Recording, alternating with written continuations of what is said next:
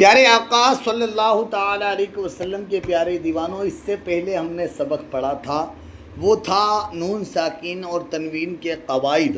اظہار کا قاعدہ ہم نے سمجھا تھا، نون ساکین یا تنوین کے بعد حروف حلقی میں سے کوئی حرف آ جائے تو اظہار ہوتا ہے، اور اظہار ہوگا تو نون ساکین اور تنوین میں گنہ نہیں کریں گے۔ حروف حلقی یہ تھے، مطلب ان حروف میں سے کوئی بھی حرف آئے گا تو اظہار ہوگا، گنہ نہیں کرنا ہے۔ لیکن ہم نے جو پڑھا تھا نا، بندر، لاؤ دکھاؤ یسن القرآن کا ہے، ہم نے جو پڑھا تھا نا بندر، اس میں کیا تھا؟ اس میں ہم نے دیکھا تھا کہ نون کے بعد میں دال تھا، اور دال حروف کیا ہے؟ اکفا ہے۔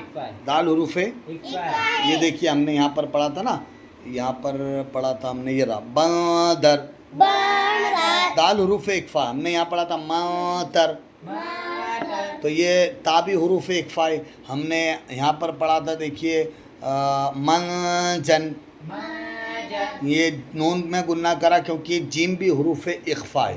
تو جب جب حروف اخفا آئیں گے، اخفا کرنا ہوگا، گنہ کریں گے۔ کیا کریں گے؟ گنہ کا مطلب ناک میں آواز لے جا کر پڑھنا۔ گنہ کا مطلب کیا ہوتا ہے؟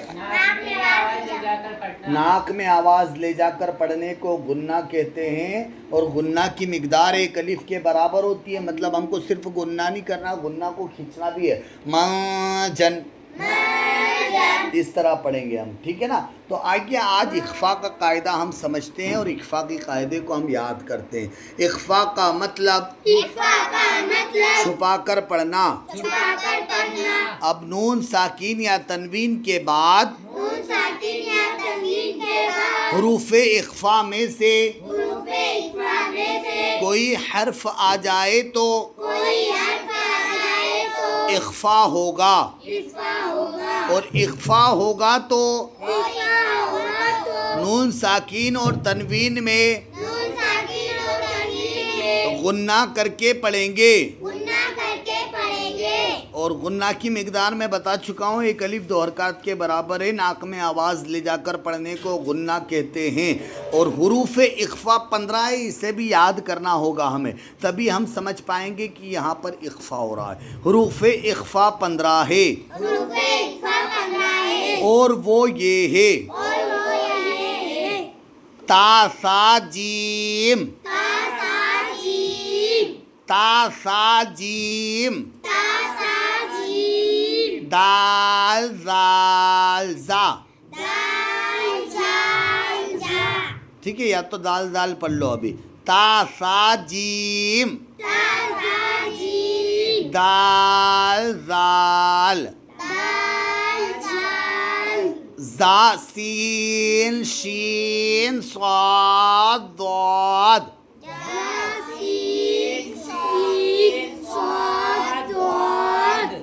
زا سین شین صاد ضاد،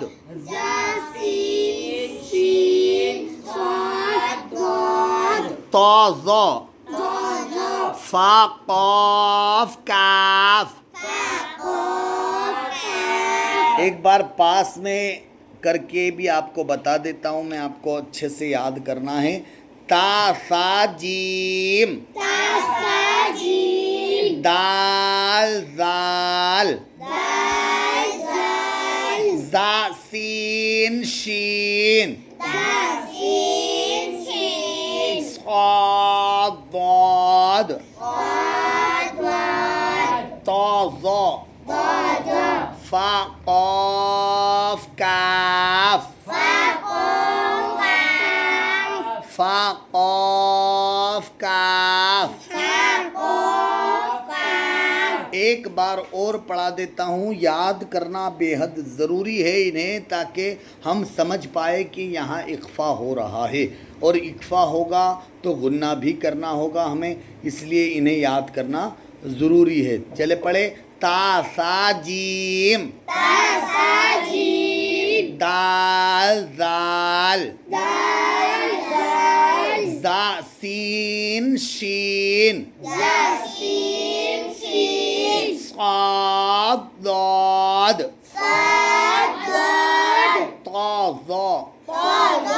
فا قاف کاف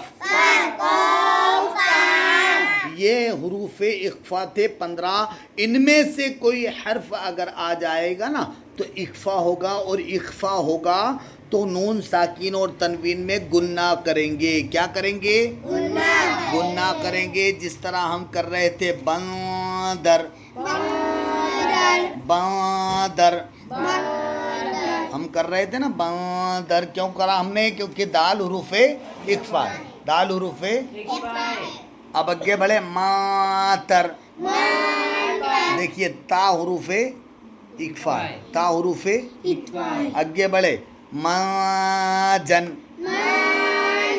کیونکہ یہاں پر جیم بھی حروف اخفا ہے، جیم بھی حروف. نون ساکین کے بعد جیم آیا، یہاں پر گنہ ہوگا. نون ساکین کے بعد دال آیا، یہاں بھی گنہ ہوگا.